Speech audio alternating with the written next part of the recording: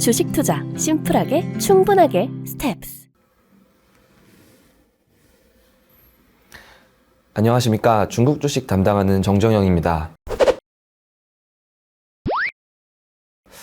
아무래도 중국 쪽은 계속해서 코로나19 관련된 업데이트를 드릴 수밖에 없는 것 같아요. 특히나 상해가 워낙에 우리나라에서도 많이 얘기가 되고 있어서 그 내용을 조금 더 자세히 말씀드려보고자 합니다. 자, 예전 얘기부터 좀 말씀드리면 지난번에 제가 몇 번 영상을 통해서 말씀드렸지만 상해시 정부는 그동안 상해시라는 곳은 상해 시민의 중요한 삶의 터전이기도 하지만 동시에 중국 경제와 나아가서 글로벌 경제에까지 아주 중요한 위치를 차지하고 있기 때문에 함부로 봉쇄하기 어렵다. 그렇기 때문에 우리는 전면 봉쇄는 없을 것이다 라는 입장을 계속해서 고수해왔습니다.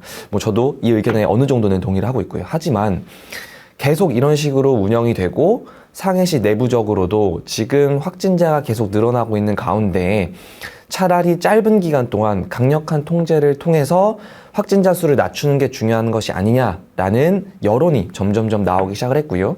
이를 반영하듯이 그리고 확진자가 너무 많이 나오다 보니까 상해 정부가 어떤 식으로 톤을 바꾸냐. 결국에는 상해시를 가로지르는 강을 중심으로 동남부 지역과 서부 지역을 나눠서 각각 서로의 경제활동을 방해하지 않는 가운데 전수조사를 들어가기로 결정을 합니다. 그래서 이게 지난달 월말부터 진행이 됐었고요. 원래 처음에는 동남부 지역을 먼저 통제를 했었어요. 자, 동남부 지역 통제하는 동안에 서부 지역 우리 건들지 않을게 라고 했는데 막상 검사를 해보니까 전수검사를 해보니까 어떻게 되었냐. 동남부 지역의 확산세가 너무 무서운 거죠. 그러다 보니까 원래는 동남부 지역의 검사가 끝나는 대로 서부 지역의 검사가 들어가기로 했는데 그럼 어떻게 되냐? 결국 동남부 지역의 봉쇄는 풀어줬어야 되는데 동남부 지역의 봉쇄를 풀지 않고 서부 지역의 봉쇄도 같이 들어가 버립니다. 즉 결국에는 사실상 전면 통제가 4월 초부터 지금 한 열흘 정도 진행이 되고 있는 상황입니다. 그렇기 때문에 저희가 굉장히 걱정이 많았어요. 상해항이 운영이 중단되면서 사실상 물동량이 제대로 움직이지 않는다던가 아니면 도로를 봉쇄해버리니까 항구에서 물건이 들어온다 하더라도 다른 지역으로 물건이 못 나간다는 얘기가 굉장히 많았습니다. 이슈가 계속 불거지고 있고 주식시장 쪽에도 영향을 준다라는 얘기가 나오고 있었는데 이제는 상해시 정부가 다시 한번 정책의 변화를 주고 있습니다. 전 이 부분이 굉장히 중요하다고 보고 있고요.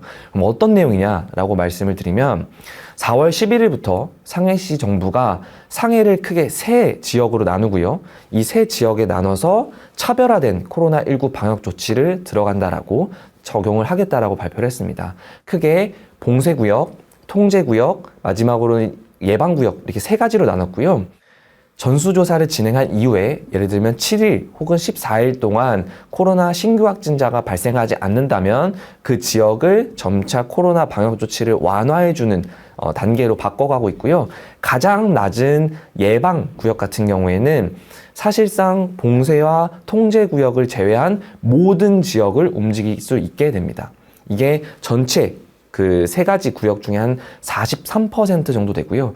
그러니까 50% 정도 전체 경제의 절반까지는 아니더라도 절반에 가까운 경제 활동은 최대한 보장을 해주겠다라는 의미로 저는 해석할 수가 있습니다. 근데 이게 어떤 의미냐? 지금 상해시 정부가 이렇게 정책을 전환해도 되는 것인지 불과 일주일 전만 하더라도 동남부, 서부 지역을 가릴 것 없이 모두 규제를 했었는데 봉쇄를 했었는데 이제 이번 주 들어서 굳이 세 가지 지역으로 나눠서 각자 다른 조치를 할 필요가 있는 것인가, 그 정도로 지금 상해에서 코로나 방역 통제가 잘 되고 있는 것인가가 중요할 텐데요. 사실 데이터상으로 보면 무증상 감염자, 제가 계속 반복적으로 말씀드렸던 무증상 감염자는 아직 상해 내에서 정점을 확인하지 못할 정도로 치솟고 있는 상황입니다. 지난주랑 지지난주랑 다르죠. 지난주, 지지난주에 언제까지 이 정점이 올라갈지 모르다 보니까 통제를 했어요.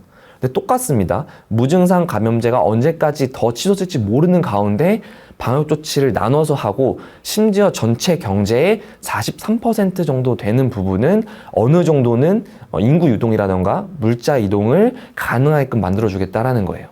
왜 상해시 정부가 이렇게 바꿔놨을까요?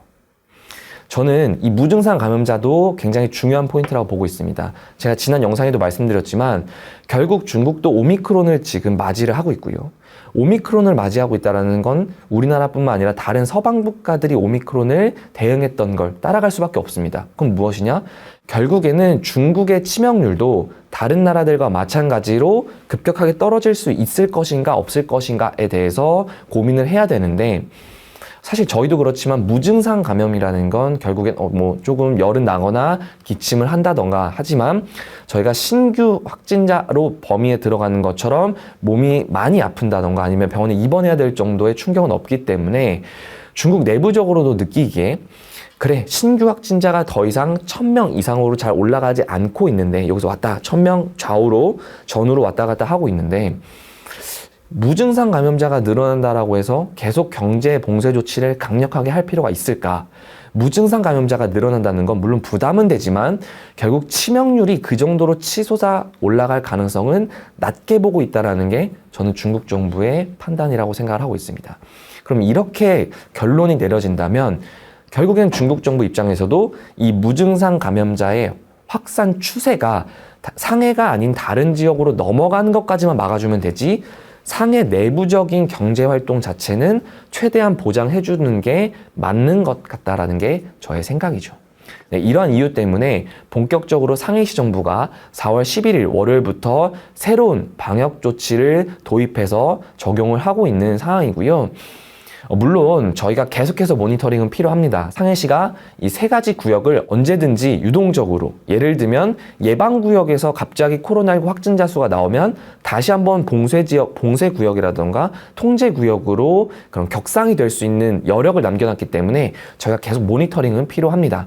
하지만 가장 중요한 정책의 변화가 있었다는 점, 그리고 그 정책의 변화의 기준이 더 이상 코로나19 확진자 수가 아닌 경제 활성화를 최우선으로 두겠다는 연초의 기존 방침으로 다시 한번 돌아갔다라는 게 저는 아주 중요한 포인트라고 보고 있고요.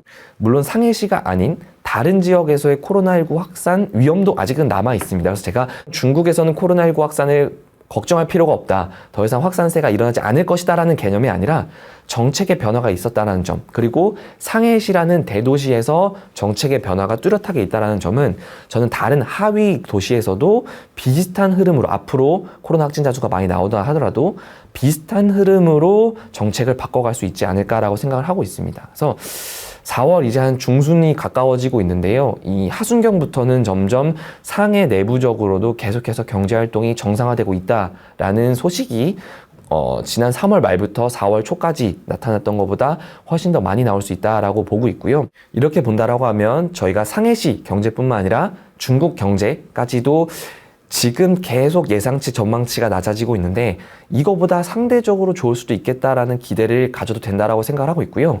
특히나 다음 주 월요일 이제 중국의 1분기 GDP 성장률이 발표가 됩니다. 아마 그 내용을 제가 또 업데이트를 드릴 것 같은데 다음 영상에서는 이 데이터에서 어떻게 변화가 있는지, 예를 들면 어떤 세부 지표에서는 반등 흐름이 지속되고 있다라던가 아니면 코로나19 락다운 조치에도 불구하고 상대적으로 견고한 흐름을 보이고 있다라던가 이런 부분을 제가 조금 더 자세히 말씀을 드려보도록 하겠습니다.